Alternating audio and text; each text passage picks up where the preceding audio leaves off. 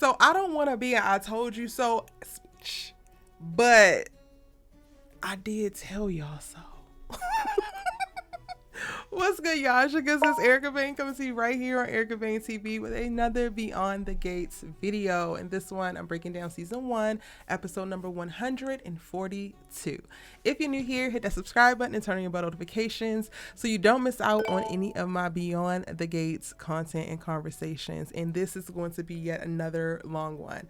And to be clear, y'all, I did not realize that my episode 141 breakdown was going to be 40 minutes.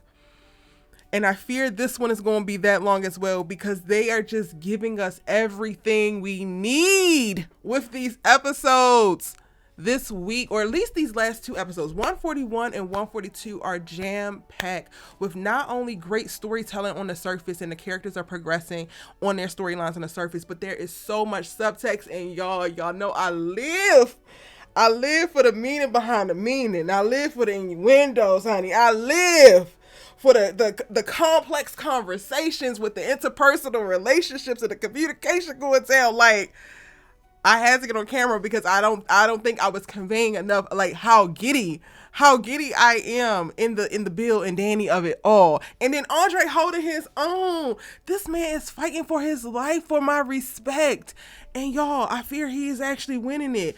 Yesterday, Anita had me going toe to toe, fighting for Andre's ass, and today Bill just affirmed everything, had Dani going toe to toe fighting for him and realizing exactly what she done got in her quote unquote child bride or child husband, child groom. That's what Bill's trying to say, child groom. What? Listening to Bill call her husband a child. Meanwhile, he gets so offended when Dani calls Haley a child. Isn't Haley younger than Andre? Y'all, anyway. I don't even know where to begin. It's so much that went down in this episode. I kind of want to start with the lightest stuff first, the easiest stuff first. Yeah, let's do that. We gonna say watch should have end, please. Okay, watch should have end, because Bill and Dani, there's so much to unpack in that conversation. Post kiss, that was not a dream. All y'all that were saying it was a dream. Oh, okay. Darnell and Joey. This didn't turn out how I expected it to. However, I feel like the writing is clicking on all cylinders here as well, because there were so many, like there was peaks and valleys as well within their interaction. So I'm not necessarily mad at it. We got this portion of like where we pick up with Joey and Darnell. He's like threatening to sue the casino, sue Joey, sue the bartender because they overserved Doug and they're the reason why he's dead. And this is a problem. And I'm like, okay, he got the rah-rah energy. He don't know the real reason. He don't know that this man is really responsible for his father's death. But this brought him to the door, and this got him like cool. He don't really understand the criminal element to Joey and who Joey actually is within this community. So okay, fine, I love it. But Joey taking it, twisting it, taking accountability, having a calm conversation, not reacting, and putting Darnell in a position to confront the actual bartender. Initially, y'all, when he said, I'm gonna get the bartender here, I'm gonna have you be able to speak to the bartender, and there's other ways of getting justice because there's no law that makes my establishment or me liable for over serving this person specifically within our jurisdiction. However, there's other ways to get justice, and I'm gonna get him here so you can go ahead and get yours. And Darnell was like, what do you mean? He was like, you'll figure it out. I said, Joey is setting this boy up to kill this bartender, and then he gonna hold it over Vanessa's ass, and now we're gonna have a deeper web. Oh my word.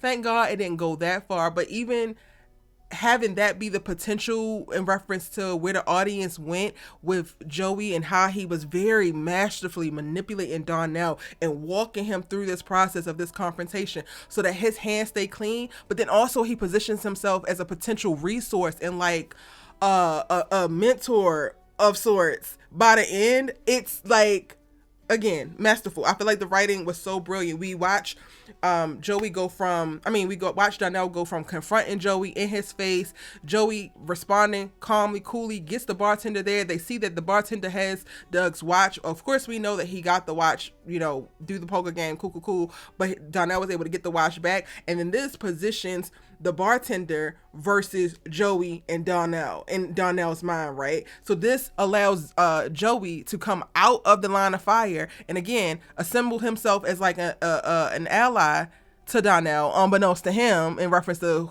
Joey really being an antagonist to his father's life, but for his position, from what he's saying, this man Joey is great. He brought the bartender here. He allowed me to confront him. Darnell is not that kind of guy. He's not that kind of boy. He speaks to what Doug raised him to be, and he doesn't actually take any type of violent action towards the bartender. And Joey decides, after realizing that that's not going to happen, to go ahead and fire the bartender right in front of him. Do I think that the bartender is actually fired? No.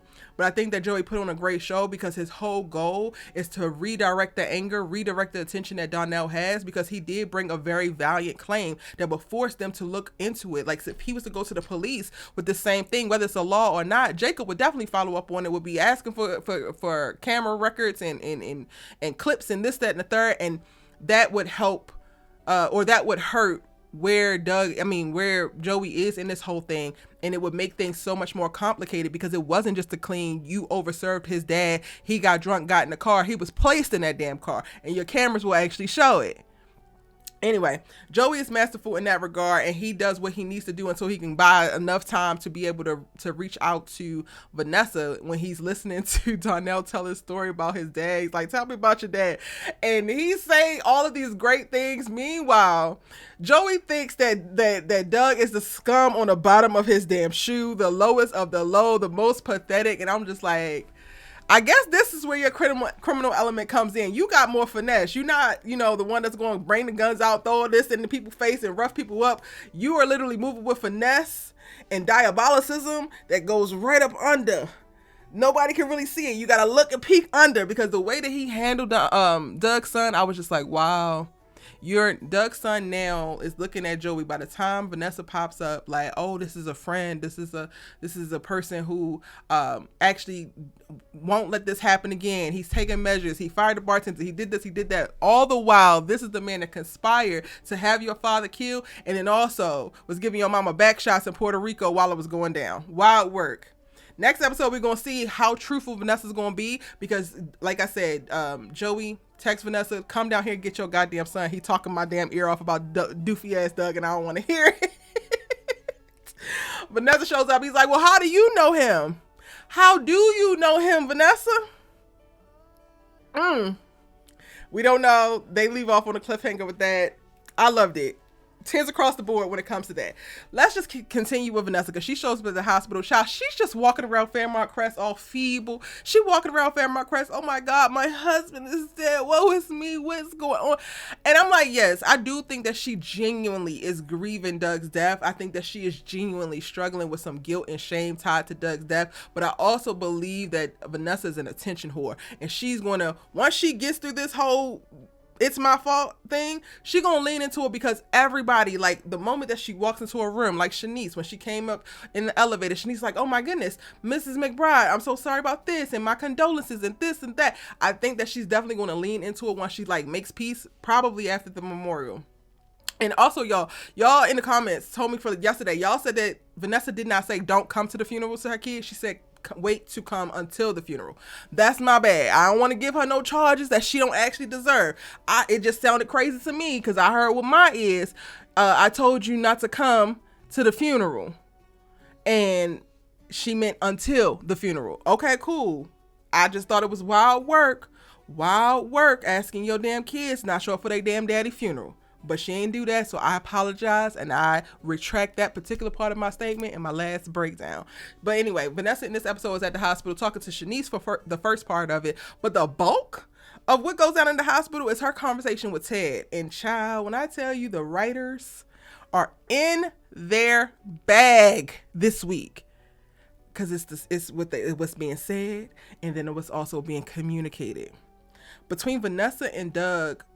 Vanessa and Ted talking about Doug and how he struggled. Vanessa revealing that Doug went to Nicole to try to get help with his gambling. Ted revealing that, he tried to talk to Doug and this, that, and the third about the firing, and them kind of commiserating to a certain extent. Both Vanessa and Ted said that they wish they paid more attention to Doug. When the hell were you going to do that? When the hell were you going to pay more attention to your husband when you were too busy either hiring escorts, hunching on your trainer, and or falling in love with Joey Armstrong and avoiding your children? When were you going to do it, Vanessa? Ted, When the hell were you gonna pay more attention to Doug when you was intercepting his potential to get fired because he throwing up little red flags for the higher ups? You ducking and dodging your wife while also sending flowers and claiming that you're going after your marriage and you want your marriage so much. You hunching on your lunatic ass mistress, and then overly coddling your long lost loser lunatic ass daughter. When the hell were y'all supposed to pay attention to Doug? You're not even paying attention to your damn selves. You don't even fully see your damn selves. So how the hell are we supposed to pay attention to Doug? The same man who moved about the fringes of the damn society, drinking, gambling, and just pining after his wife, begging his wife to stop hunching on other men and just come home. And then when she had the nerve once to come home and sleep with him, she got her socks knocked or her socks rocked. And then she still went out even though the sex was amazing, quote unquote, to her. When the hell were y'all going to pay more attention? I know that that's something that we say when we lose somebody that's close to us, but these two characters in particular and how selfishly they move, how narcissistically they move through life, you are both quite literally not the ones positioned to like, oh, I wish I would have paid closer attention. That was never an option for you because you literally navigate the world in a way of only doing things that you feel like will service your needs and wants.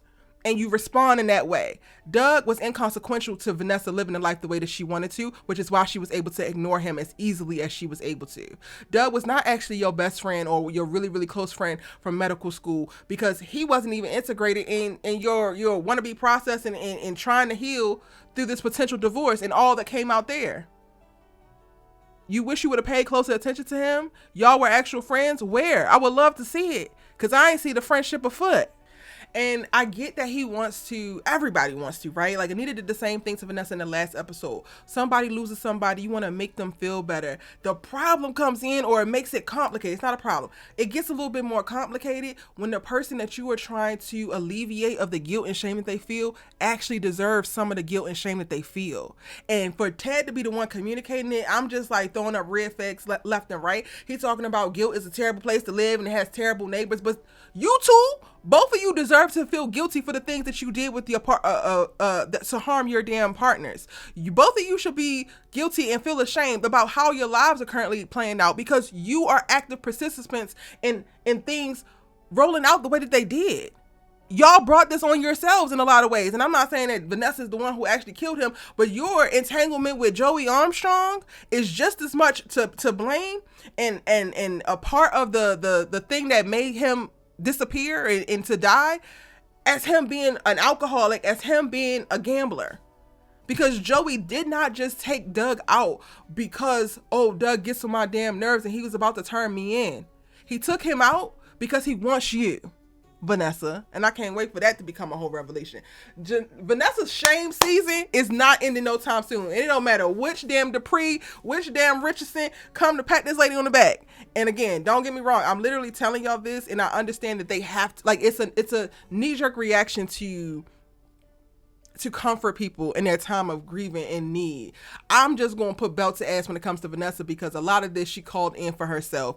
And whether the characters know all of what was going on, I think it's so poignant and like who the writers are using and navigating certain conversations with Vanessa because they also can't necessarily speak to this peace and to this grace that they're saying that Vanessa should give herself and removing the guilt because they are just as guilty of some of the terrible things that are playing out in their lives as well as Ted is in this moment.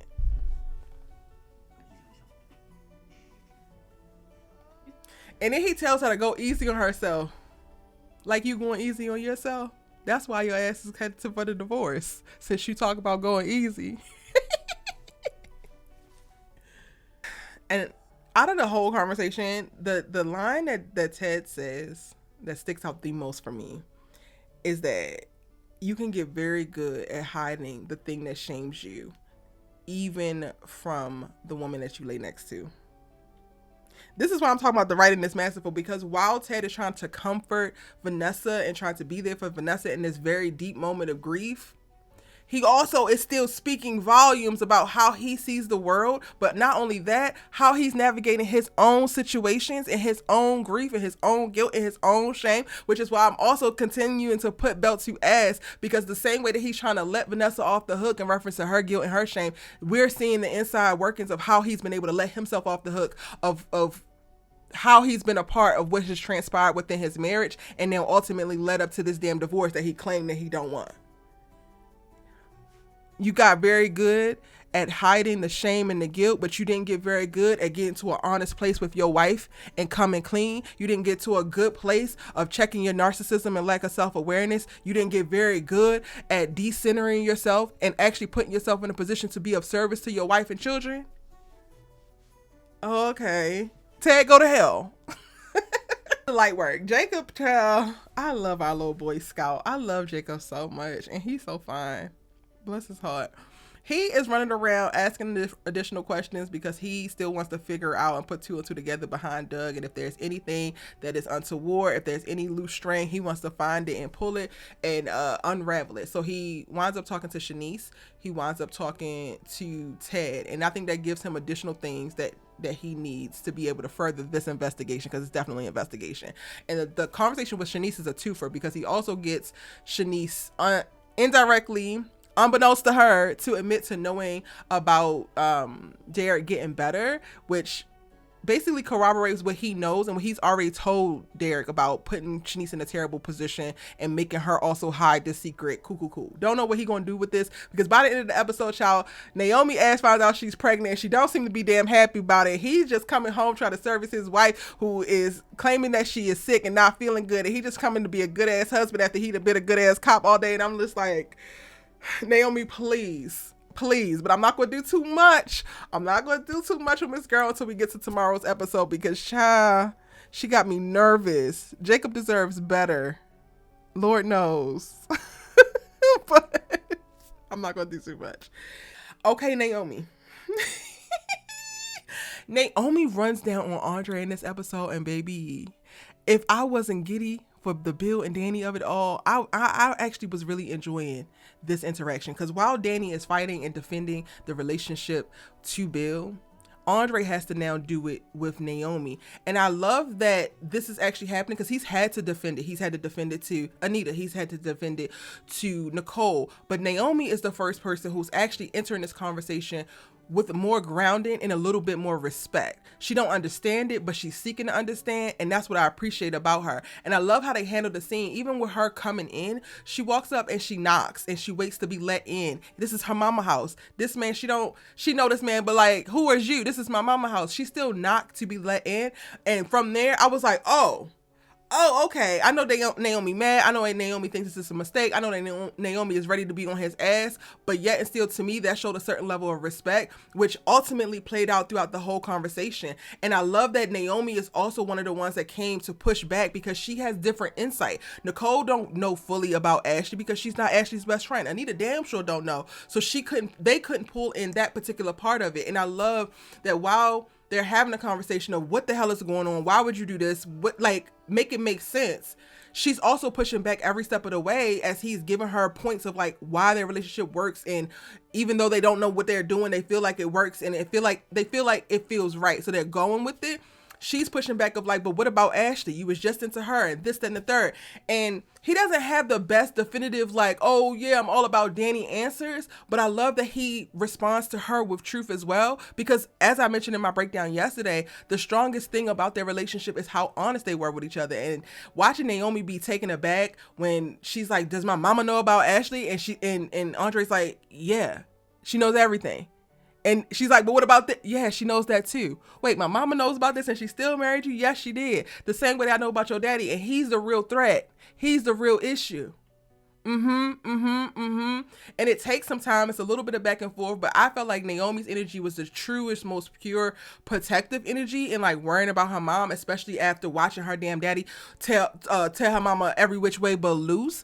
And I feel like her energy is the most protective because it also conceded when she was presented with information or communication that backed up what he was saying and not just gave her a bunch of flowery ass shallow words. And everything that Andre communicated was authentic.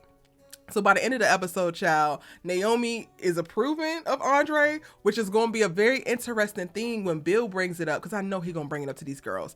When Danny leaves and she's like, yes, I am staying married. He's like, so you going to stay married to this man? Yes, I am going to stay married to this man. I know he's going to wind up bringing it up to the girls. And the fact that Naomi does not approve of Haley, but she does approve of or is accepting of Andre is going to be a thing that further grinds Bill's gears. And I'm here for it. I am here for Bill being irritated. I'm here for Bill having his gears grind. I'm here for Bill catching every bit of the hell he deserves because he was giving it out. And now let's see if you can take it. Here. Now, Naomi, what I do take issue with, Buki, what I do take issue with, why are you not happy you pregnant, baby? And see, we have not really heard them, Jacob and Naomi as a couple, talk about kids and like furthering their family and like moving out of their apartment and needing a house and this, that, and the third. So I don't know if she like don't want kids or like what the tea is.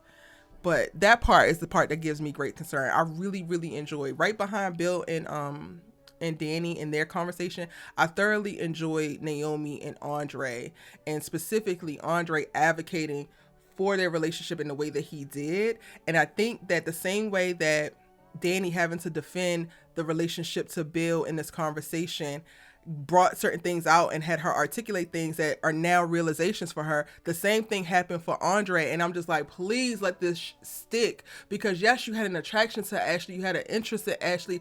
I think that Ashley represented the monogamous relationship that you wanted to prove to the world that you could have. But look, you done stumbled your ass into a real life stable situation that gives you all of that and more, because this woman is actually equally matched with you and having something else, having something to come to the table with in reference to interest and intrigue and a whole life. She don't need you to provide a life for her. She don't need you to provide a personality for her. She don't need you to provide the world and experiences and this and that. She only wants you to cohabitate with her and like partner with her as she continues to explore and be her bold and audacious ass self. You looked up, Andre. I need you to understand that. Which is interesting because I'm not really sure of how this is going to go. Like, part of the thing that Andre leans into with the conversation with Naomi is like, your mama, I know a lot about her and I got closer to her, but I'm also still not as close as I could be because she's never going to let me in that far. And I'm just like, she will. What you going to do when she does?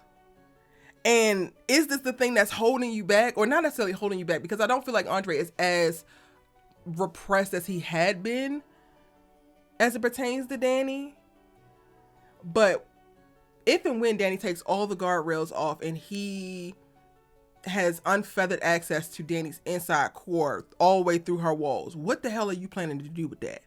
Can you handle that, Andre? I'm wondering. Now, the big part of this episode is the kiss. And then what happens after the kiss between Dani and Bill. And child, I was looking at my comments for yesterday's episode, and so many of y'all were like, Erica, get in here and do the breakdown of Dani and Bill's conversation. So this is it. This is it. If you need to pause, take a bathroom break, do what you got to do. If you ain't grab a beverage, you should have already. But the rest of this video, I'm going to be talking about them. If I missed something by the end, drop it in the comments. I'm going to have to circle back to it tomorrow. But right now, we're going to talk about Bill and Dani. First and foremost, the kiss was not a damn dream. The kiss wasn't a premonition. The kiss wasn't a flash forward. The kiss was in real time, the kiss. And what I love most about the kiss is that it did not do what I thought, or not I thought. I just thought was a possibility, and I was hoping it wouldn't happen. And it didn't happen. It didn't put Dani into this dreamy, swoony, oh my God, Bill, I want to hunt you on this desk mood. It literally just was what it was. And I think that in its like visual, right, is such a good representation of where they are. They are at a place to be affectionate with one another. They have deep love for one another, but I don't see I see the chemistry. So don't get me wrong. I see the chemistry between them, but she's not trying to rip this man's clothes off and like have him bend her over this damn desk. And I love that. I love that what we're seeing play out when it comes to the cat and mouse of Bill and Dani is not being reduced to some random ass sexual thing. Cause Lord, it feels and it gives that Andre got that covered. But what went down after the kiss and the unpacking of not only why did they kiss from each of their, or from Dani's perspective, but then also why Dani decided to elope from Bill's perspective is a very quick but honest unpacking of like who they believe each other to be, who they hoped each other would be, how they have harmed one another, and what does it look like going forward, and how do they actually navigate this, and how do they navigate this while also not leaving their partners? Because Lord, the easy thing, the tropey thing to do would be they kiss and now all of a sudden we got to figure out how to get back together or whatever, and that is not the case.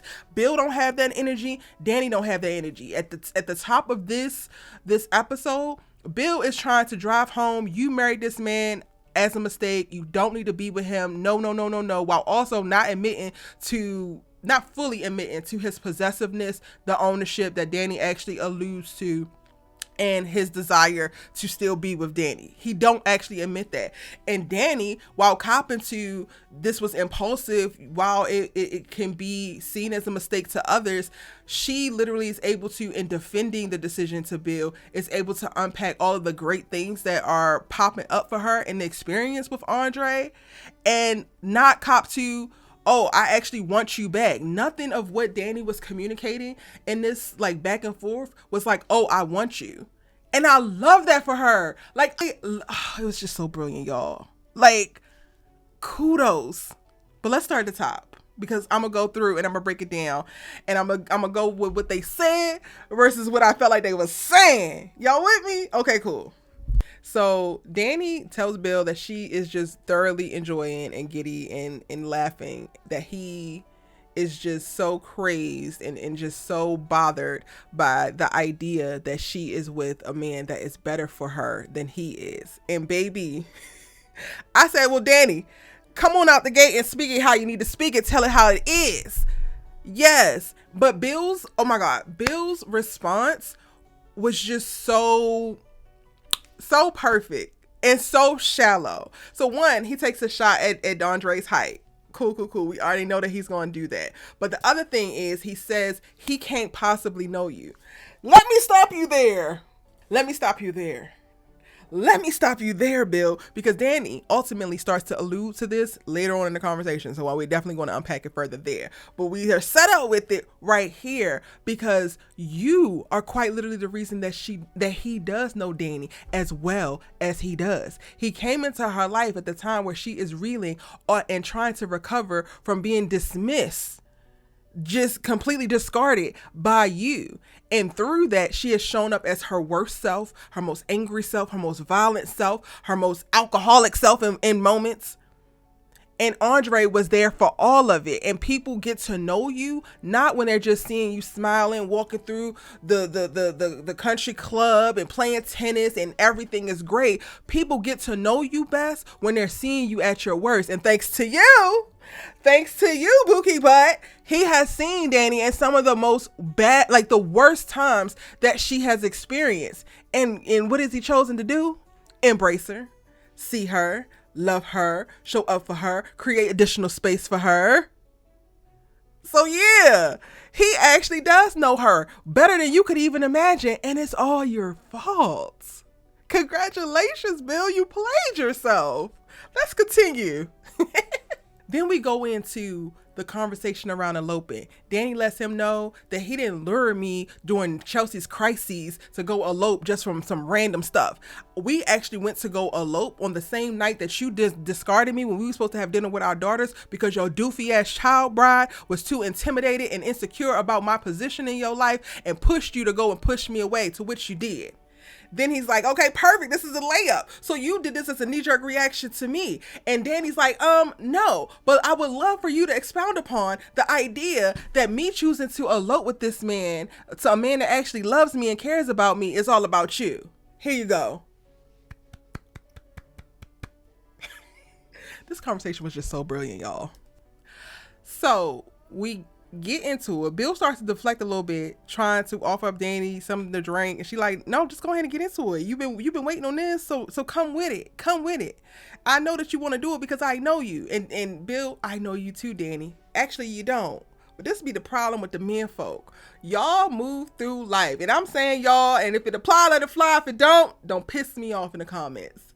The men folk move through this patriarchal society in a way where they don't have to cultivate the same level of self-awareness. They don't have to cultivate the same level of empathy. They don't have to cultivate the same level of self-sacrifice and seeing that women do. So it almost handicaps you to ever get to the degree of understanding, of acknowledgement, of seeing your partner in the way that she sees you, because you're not actually conditioned to. On top of the fact of, Bill, you're selfish. Your decision to actually leave your marriage was a selfish one, where you could have worked it out when you were already cheating and she let that slide. And then you decided to marry your daughter's best friend. So that tells us everything that we need to know, and a lot of what you believe to know. You can't possibly know Dani how you think you know Dani. You might have a good grasp of her. You're starting to see her now in a much clearer light now that you're outside of it, now that you've acted on whatever little boyish, selfish impulse that drove you outside of your damn marriage. But you do not know Dani Dupree to the same degree that she knows you. And I will also offer up that she knows Bill better than Bill knows her, because she also accepted Bill and his bullshit and stayed in that damn marriage. Again, what? Seeing him at his worst and still accepting him and loving him anyway? Yeah, she knows you. You left. You ain't learned. Okay. But he also goes on to say that Andre is a man who is not deserving of a fully actualized creation like her. This, for me, was strike one for Bill in this conversation, because Bill spends so much of this back and forth with Dani, giving her affirmations, acknowledging very valid, characterizations of her. And yet and still, you chose bobblehead Barbie. Again, red flag, strike number one. Billard. Now, don't get me wrong. The first strike was definitely the first strike. But when he said, "Would it kill you to be quiet long enough for me to apologize?" I said, "Oh, well, keep talking then." Y'all, I watched this episode twice. I'm probably going to watch it again. It was that good. It was really that good. Bill does apologize. He is sorry for being harsh with her, but he had to let her know that he is still in love with his wife, and he had to make that clear. My response to that was, to who? To who? You need to clarify that to your wife, because that propaganda, that bullshit that you pushing, y'all are the only ones who struggling with believing it. You left this woman. You divorced this woman. You still deep down do want this woman, but she knows that that's not going to actually happen. So you don't actually need to convince Dani of a damn thing. Dani was not trying to seduce you. Dani was not trying to hop in your damn bed. Dani wasn't even crossing any of the damn boundaries of your stupid ass marriage to this damn child bride. And you coming talking about something you needed to clarify to Dani? Meanwhile, the child bride is the one who put you up to it, and she's the one in disbelief. It seems like to me you need to pull the damn the little chalkboard out and get to explaining and clarifying to her goofy ass, because we're clear over here. She wanted to have a little bit of dinner, throw a little bit of a girl bat mitzvah, whatever the hell they called it, for Chelsea, and continue to rally the troops as y'all come out of this traumatic time of your daughter being kidnapped. And meanwhile, your bobblehead Barbie and or child bride is so focused on getting attention back onto her and reaffirming y'all's damn relationship that you can't even do that. So again, who was you trying to clarify to, Bill? And I appreciate Dani allowing herself to go to a vulnerable place in this, because she did have very real feelings about it. And yes, there could have been things that started to cross the line, but they hadn't even occurred yet, and he cut it off right then and there, which again to me is something that he needed to do and handle within the course of his relationship, his marriage to this woman. And it's less about Dani. It's almost as if he was chastising Dani and then pushing Dani away for something that didn't even happen yet, but you knew was coming, because deep down you know that you still want this lady. You know that you want this lady, Bill. You do. What broke my heart in this moment was Dani saying that she felt like she could trust him. She had finally felt like she could trust him. And the mountains that she had to climb mentally and emotionally to get to a place to be able to trust this man again. Yeah, we ain't gonna be able to negate that or brush over that. That is huge. So I absolutely adored that.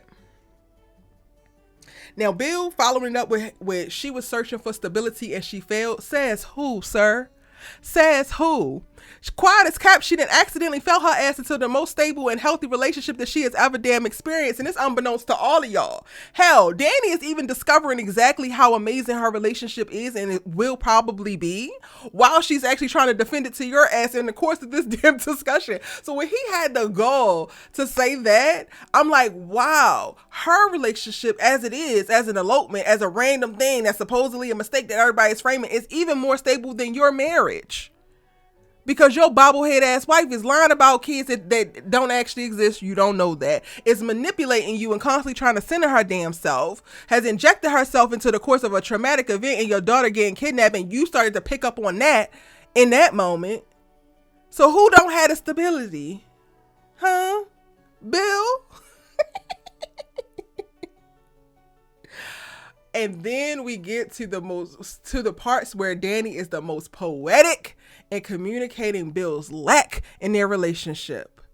She tells this man he never gave her what she needed, that Andre unlocks boundless appetites in her. Excuse me, but most important of all, you get less, so you start to take less. And then you think that you're worth less. That's you in a summation. While Andre's over here unlocking worlds, releasing boundless appetites, allowing her to be her most honest, authentic version of herself. You had her trapped in a goofy ass marriage to which she sacrificed everything that she loved about this life except for her damn kids to the altar of Bill Hamilton and his damn ambitions, and you couldn't even be bothered to try to serve her in a way that would support her being her best self, feeling strong and confident and free as her best self, exploring herself.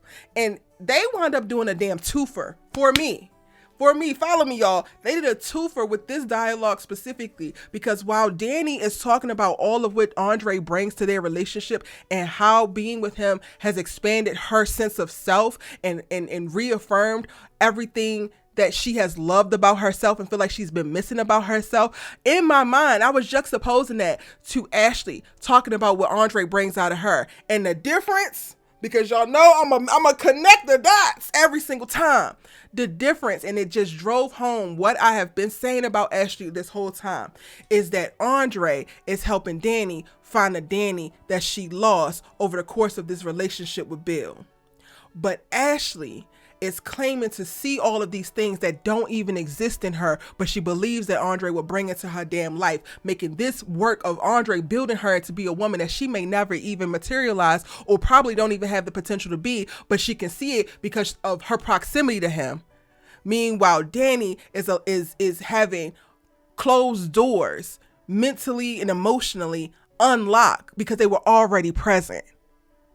Don't nobody better tell me nothing when it comes to Ashley and Andre, because this episode gave me the confirmation that I needed, that I was not wrong in judging that relationship, that I was not wrong in being very critical of specifically how Ashley shows up in that relationship and how she just so excited for how free and how amazing, and Andre just lets me see the stars, Everything that she was speaking about was outside of her.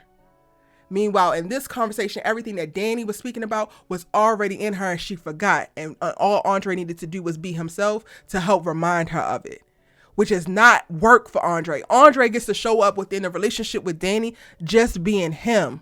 He don't have to take on emotional labor of convincing Ashley to be more and greater and better or whatever. He don't have to take on mental labor and spiritual labor, all of this extra stuff that would take to get this white woman to now magically be jumping planets and whatnot. So much of in the dialogue is so important. So much of what Dani is valuing or communicating to Bill that she values with the relationship with Andre is how he has been able to help shepherd her back to herself. So good, baby. I fear I'm back on Andre's train. Because it has felt like that, y'all. It has felt like, and I've said it in previous breakdowns, I've said that Andre helps Dani feel free and like herself, and she can be herself, and they could be honest with one another and all of that. But to hear her articulate it in the way that she did in this episode, this is what I want for my girls. This is what I want for all my girls. The man that's loving on you, the man that's hunching on you, helps you see you. does not change you to be what he wants you to be or what he believes himself that needs you to be, but helps support your change that gets you back to where you want to be or gets you to where you want to be for yourself. That man brings whatever he brings to the table in personality and sex drive and experience and money and whatever that supports the exact life and version of yourself that you truly want to exude and embody every single day. Oh, I'm calling it in for each and every last one of us. I wish the men folk would be paying attention to stuff like this. But instead, the men folk are arguing with me about how Tomas is an honest guy. I got a video coming about that. Shout out to So What You Thinking, the channel that I visited the other day. How you doing, boo? Dare I say, be more like Andre and stop caping for Tomas's. Anyway, I'm going to stay focused. Let me get back to it. As the conversation persists, Dani says she has never felt this fearless and free or she hasn't felt this way since she was Dani Dupree, which is what? Pre-marrying your big-headed ass. Okay, cool. She says, I like Dani Dupree. Bill says, I like her too. We know, you ain't got to tell us. But right after that, she says, you don't know this version. This version has claws because of you. And I just got to stop here for a second. I know the video long, y'all, but y'all got to bear with me. Because it's something to be said about the traumatic experiences that you experience, the heartbreak that you go through, the bumps and bruises that you experience along the way in this road of life, right? And how they become a part of, depending on how you handle it, depending on how you process, depending on how you heal, how they play a factor in your journey to experiencing life as your higher self.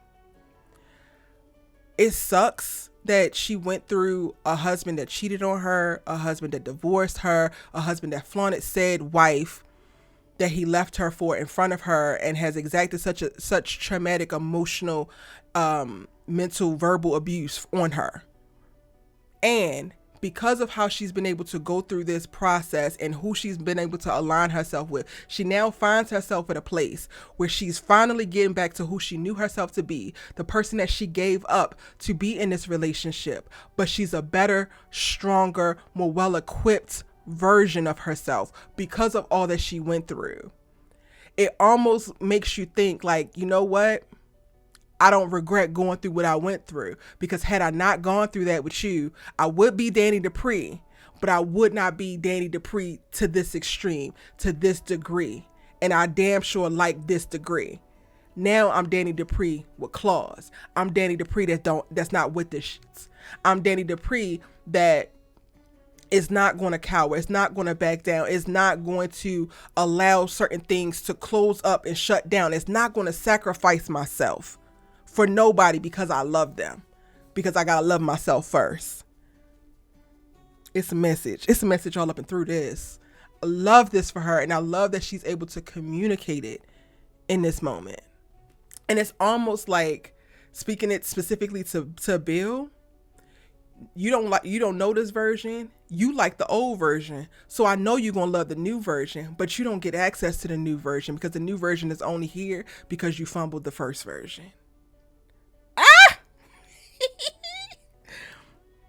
I love this episode so much. Just sopped it up. Bill's response to that was, he might know you now, but I loved you then, and I still understand you. I fear that's part of the problem, because you like what you see.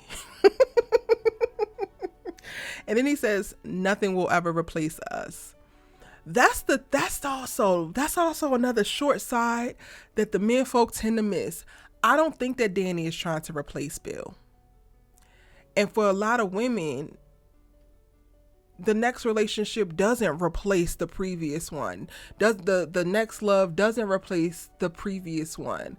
The next sits alongside and maybe usually surpasses. And maybe I'm just speaking from my position. If you agree, let me know in the chat. we build upon lived experiences. We build upon love affairs. We build upon relationships and what we've learned in said relationships. Bill's problem, as he's been navigating life post Dani, is that he was replacing Dani, which is why he understands this as, oh, you're trying to replace me. And that to me is even mind-boggling in and of itself, because if you know this to be true, or you believe this to be true, Bill, she is trying to replace you with Andre because you did that with her and Haley. But it's supposed to work for you and it can't possibly work for her. How the hell does that work in your mind? How the hell? Because 1 + 1 = 2. It don't equal 3, baby. But even still, that's not how it works for her as a woman. She has a very clear understanding of what y'all's relationship was. She has a very clear understanding of what her love for you was and is. And we as women have the capacity to also love another. And it doesn't take away from what we loved or what we experienced with you. If anything, I feel like her previous marriage to Bill is now going to sit at a minimum level of what she expects moving forward. And Andre is already on track to surpass what you were to her as her former husband, as and show what a husband is actually supposed to be. But that's the part that he's missing. As he continues, he says, you've been with someone who knows you, who helped build your walls. That's strike 2 for me. So you knew that you were in a relationship with her, and instead of being a deconstructor, you were a constructor. Instead of helping to make her feel safe enough to knock down walls, you knew that you were helping to build walls, which only happens when you're putting people through it. Here, they can't trust. They can't love the way that they want to. They don't feel safe, so they build walls to try to feel safe. I heard you, Bill. That's strike damn 2. Then he talking about something. He remembers the untapped universes deep down in her. The dreams that were just waiting to be fulfilled. So are you admitting to seeing all that she sees now and purposefully ignoring it? Purposely creating a space where she couldn't focus on unlocking those things for herself and she could only pour into you? That to me is diabolical as hell. And for you to be vocalizing it right now in front of her when she's saying that she is thanking the gods up above that she's in a space now that she can actually see all of this and she's returned back to herself, and you gonna look across from her and say, I saw all of that. Get to the damn point. This for me was strike 3. So you, not only that, you know that you helped build the damn walls that she have in her life, that Andre's having to fight tooth and nail to jump his short ass over. But you also saw untapped universes and unactualized dreams just waiting to come true. That you felt no compulsion to assist with. That you felt no compulsion to push her towards. Wow. How selfish, how egotistical, how disgusting can you be as a partner? And then you articulate it. And Dani to me replies in the best way that she can. Wow, this is so emotional because, baby, if the man that I formerly loved and was married to sat across from me and said that he saw all of the dreams that I never got to make come true during the course of the relationship in me, and untapped universes and walls that were built, and had no plans of doing nothing about it, I would have probably been laying hands and feet. I would have had no more. There would be no more talking. There would be no more talking. But she says, so then if you know this, why wouldn't I want what Andre's offering? Because I already had what the hell you offering, and clearly it's giving not enough. And we ain't going to be able to make it enough. Why wouldn't I want what he's offering? Why wouldn't I want to be seen and heard? Why wouldn't I want to be loved deeply, to be considered, to be prioritized? Why wouldn't I want that, Bill? And it was Bill's nose flaring for me, y'all. It was him taking in and letting it wash over him, and him realizing he done fucked up. Yeah, you done fucked up. And to that, y'all, he quietly he backs down. He says he's not trying to get in the way of Dani and the happiness that she's found with her seat filler. Seat fillers are people who sit in the seat holding it for somebody else. If he's just a seat filler, then who the hell is he saving the seat for, Bill? Who the seat for?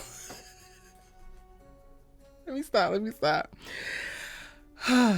And then he goes on to co-sign what Dani said earlier about him being protective. He's like, you know I'm protective. She is as well. And yet and still, this is where she's able to flip the script. So let's have a conversation about your wife. Because the tea about this is, yes, you're protective of me, but I've also been protective of you. And you have flipped that on its head and made me the crazy woman. Meanwhile, you have seen that your wife ain't who you believe her to be. Let's get into that. Because it was already brilliant in that back and forth about them. But when Bill was characterizing Dani's relationship, she got to go ahead and clarify, since, he loved that word, clarify. But then when Dani is able to take charge of the conversation and flip it back to his marriage and expose that is when it gets turned up a notch, and when we are really clicking on all cylinders. No tea, no shade, all facts. Dani tells this man, you don't want to hear the truth about your child bride. And he's like, your truth? Heard it, ignoring it. Bill, grow up. Grow the hell up. Please. Baby, Bill tries to immediately diminish the argument that Dani is going to build in the conversation around Haley and who she has seen Haley to be by saying, oh, of course, you're just jealous. And I love Dani was so ready. Jealous of what? Jealous of who? Because I've already given you the life that she is going to attempt to give you fraudulently. I've done it better, and I did it before she was even in training bras. Clock that. What is it that Dani wants that she hasn't already had? And now she's realizing and being exposed and reintroduced to her damn self as a newer, better version, that what she had wasn't that damn great. So what is there to be jealous of with Haley? She done gave you kids. She done had a marriage. She done sacrificed herself for you in that damn marriage. She has money. She has the friends in the community that Haley asks back and forth. What exactly is she jealous of, Bill? Not a damn thing. And then we get down to what we need to get to. Dani says outright, directly, unequivocally, she played us. Not just Bill, not just her, but also Naomi. Repositioning the conversation around the problem with Haley as what it is, and this person infiltrating their family, which is just chef's kiss, Dani. Chef's kiss. This is not even just about, oh, you believe me to be jealous of your new wife because I'm your ex-wife and because I want you back so bad. No, I have a front row seat to watching this girl manipulate you, to play upon your protective kink, to lean into this insecurity so that she can manipulate you as best as she can. And not only did our marriage suffer because of it, but also our daughter got hurt and she lost her damn best friend in the process. Let's have a conversation if we gonna have a conversation. And I'm just like, soon as she said it, I said, oh, we really going there. Okay, Dani, absolutely. Absolutely. And then she proceeds to lay out exactly like I mentioned. She feels like Haley knows that Bill has this protective nature to him. He has this uncontrollable desire to protect those that he loves. So she knows that she plays into all of her insecurities. She plays into her being ostracized by the community and her junior status and not knowing and doe eyes, so that Bill can lean into this thing that makes him feel most like a man, that makes him feel most like himself, and protecting this person that he loves. So he's been so wrapped up in the performance of protecting this girl when she is literally cultivating all these circumstances for you to actually protect her from, because she's not actually in harm's way. All the while, you have lost your family, you have lost the relationship with your kids, you done disconnected from your ex-damn wife, and it's not until Chelsea goes missing and gets kidnapped that you are shaken awake to even notice all that you have lost in the meantime, in between time. Absolutely, Dani. I loved it. She literally points out how Haley is weaponizing this seemingly good trait that Bill has, and this great desire, these well intentions that he has to be protective against not only his family and her and the kids, but also she's weaponizing it against you, Simple. And when she gets to the end of like breaking it down in reference to what she sees playing out with Haley, which we get cuts to Bill hearing this wash over him and him vehemently denying it and like not agreeing, but also you hear her. We can tell by your face that you hear her. She sums it up at the end like, I should be glad. I should be fine. I should be happy because I got a front row seat to see the damn show. And yet and still, I feel bad. Yet and still, I'm worried and concerned for you.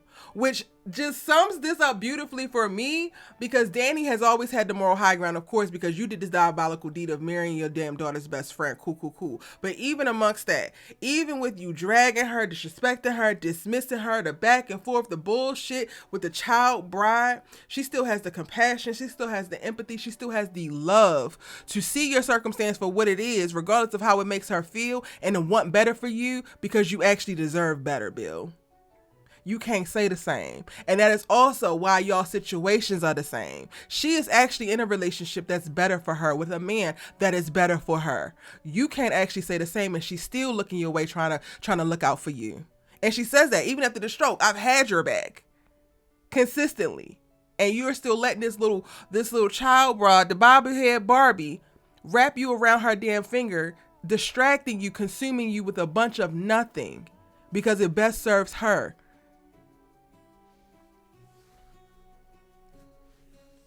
And that's just that on that.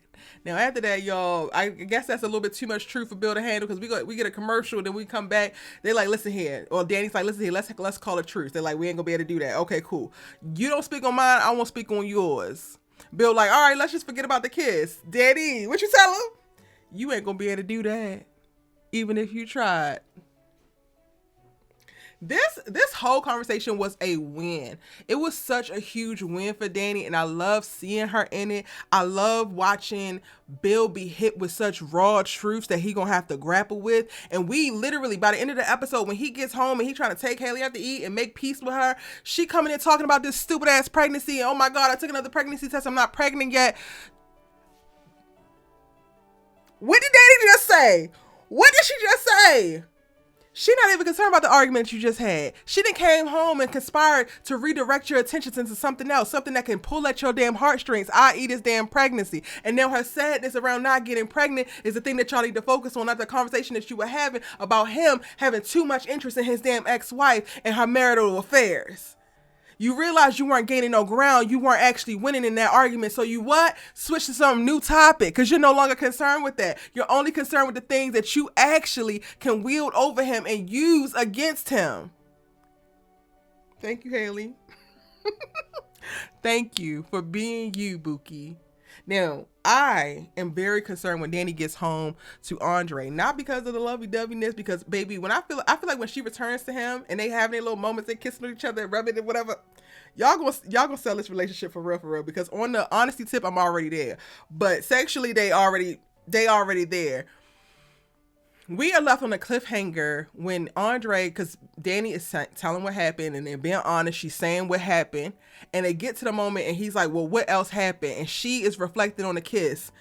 Y'all, I need her to tell this man that she kissed this man. I don't think it's going to change anything for Andre. I think that they're going to be able to healthily discuss it. I really don't think it's going to be a problem, but it will be a problem if Dani chooses to hide the kiss from him. Then I'm going to say, oh God, we're in trouble. We're in peril, I fear. So please, when we come back tomorrow, it is with Dani telling this man that they kissed and what that kiss meant for her, what came up, and further explaining what went down in the circumstances of that conversation. Just don't hide it from them. Keep y'all's honesty. If y'all lose everything else, please keep y'all's honesty, because it's the best thing going within the damn relationship. And with that said, y'all, that's it. That's all. That's everything that I got. Let me know what you thought about the episode in the comment section down below. I love that you guys are enjoying this commentary, and I love that y'all are giving me grace and riding with me with these long ass videos. Y'all are the real ones. I appreciate it. And because you are a real one, and because you made it all the way to the end of the video this time around, throw some flowers in the comment section so that I know that you watched all the way to the end, and I make sure that I reply to your comment when I go through and check the comments out. It's your good sis you love to talk TV with. I thank you so much for being here. See you in the next one.